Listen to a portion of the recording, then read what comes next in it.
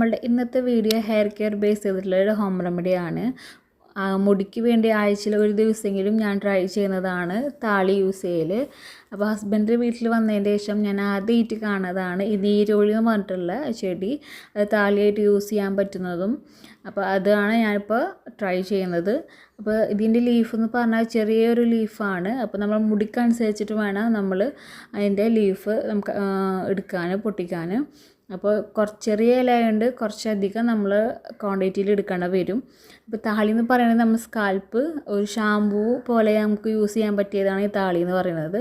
നമ്മൾ scalp clear ചെയ്യാനും ഡേർട്ട്സൊക്കെ പോവാനും ഇപ്പോൾ താരനൊക്കെ ഉണ്ടെങ്കിൽ ചൊറിച്ചിലൊക്കെ ഉണ്ടെങ്കിലൊക്കെ പോവാനൊക്കെ നല്ലതാണ്. നമ്മളെ മുടിയുടെ സംരക്ഷണത്തിന് നല്ലൊരു ഷാമ്പൂ യൂസായിട്ട് ഉപയോഗിക്കുന്നതാണ് നമ്മൾ ഈ താളി എന്ന് പറയുന്നത്. പണ്ട് കാലത്തൊക്കെ താളിയാണ് മെയിനായിട്ട് യൂസ് ചെയ്തിരുന്നത്.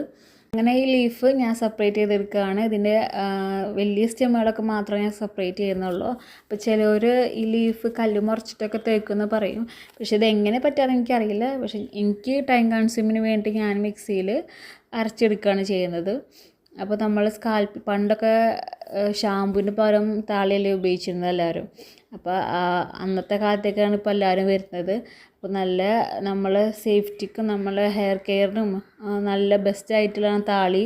ഷാമ്പു ഒക്കെ യൂസ് ചെയ്യുമ്പോഴും നമുക്കധികം വിശ്വസിച്ചിട്ട് അങ്ങനെ കുറേ നാളൊന്നും യൂസ് ചെയ്യാൻ പറ്റില്ല, നമ്മൾ ഹെയർ ഡാമേജ് ആവും.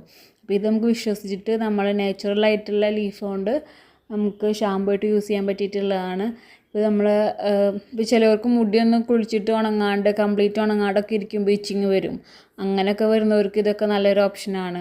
ഇപ്പോൾ വീക്ക്ലി വൺസ് എങ്കിലും നമ്മൾ മുടിക്ക് വേണ്ടി മാറ്റി വെച്ചാലാണ് നമ്മളുടെ ഹെയറിന് ഒരു സ്ട്രെങ്ത്തും കിട്ടുള്ളൂ, ഹെയർ ഹെൽത്തി ആയിരിക്കുകയുള്ളൂ. അപ്പോൾ ഞാൻ അങ്ങനെ ഈ ഒരു താളി അരച്ചെടുത്തിട്ടുണ്ട്. അരച്ചെന്ന് വെച്ചാൽ ഫസ്റ്റ് ഞാൻ അരച്ചപ്പോൾ ഒന്നും അറിഞ്ഞില്ല. അപ്പോൾ ഞാൻ കുറച്ച് വെള്ളം ആഡ് ചെയ്തു. പക്ഷേ ഓവർ ആഡ് ചെയ്യാൻ പാടില്ല. അപ്പോൾ അതിൻ്റെ ഒരു കൊഴുപ്പ് ഇങ്ങനെ പോവും. അപ്പോൾ ഇങ്ങനെയൊന്നും ഈ ഒരു ഫോമിലായിട്ടുണ്ട്. അപ്പോൾ ഞാൻ അരിച്ചെടുക്കണത് തുണിയിൽ ചെറിയൊരു ഗ്യാപ്പുള്ള തുണി, ഓവർ വലിയ ഗ്യാപ്പുള്ള തുണിയിലാകുമ്പോൾ നന്നായി ഫിൽറ്ററായി കിട്ടില്ല. അപ്പോൾ ചെറിയൊരു തുണിയിൽ, ഗ്യാപ്പുള്ള തുണിയിൽ ഞാനിത് ഈ ഒരു കുഴമ്പ് രൂപത്തിലുള്ള താളി ഒഴിക്കുകയാണ്. അങ്ങനെ നമ്മളിത് ഫിൽറ്റർ ചെയ്തെടുക്കുകയാണ്. അപ്പോൾ എത്രയും ചെറിയ ഗ്യാപ്പുള്ള തുണിയാണെങ്കിൽ അത്രയും നല്ലത്. അപ്പോൾ അത്രയും നമുക്ക് ഫിൽറ്റർ ചെയ്തെടുക്കാൻ പറ്റും. അപ്പോൾ അത്രയും നാരുകളൊക്കെ മാറ്റി കിട്ടും നമുക്ക്. അങ്ങനെ ഞാൻ ഈ തുണിയിൽ നന്നായി കുഴമ്പ് രൂപത്തിൽ ഇങ്ങനെ ഫിൽറ്റർ ചെയ്തെടുക്കുകയാണ്. അപ്പോൾ നമുക്ക് വാഷ് ചെയ്യാനും ഒക്കെ നല്ല യൂസാണ് നമ്മളിങ്ങനെ ഫിൽറ്റർ ചെയ്തെടുക്കുമ്പോൾ. ഇല്ലെങ്കിൽ നമുക്ക് ഈ നാരൊക്കെ തലേന്ന് പോകാൻ ഭയങ്കര ബുദ്ധിമുട്ടാണ്. ഡ്രൈ ആയിട്ട് മുടിയൊക്കെ ഡ്രൈ ആയിട്ട് വേണം നമുക്കത് കോംബ് ചെയ്യാനും കോംബ് ചെയ്ത് കളയാനും. പിന്നെ കുറേ പ്രാവശ്യം നമുക്ക് വാഷ് ചെയ്ത് കളയേണ്ടി വരും. അപ്പോൾ നമുക്ക് കുറച്ച് എഫേർട്ട് എടുക്കണം അങ്ങനെ കംപ്ലീറ്റ് ആയിട്ട് മുടിയിൽ നിന്ന് പോവാനും.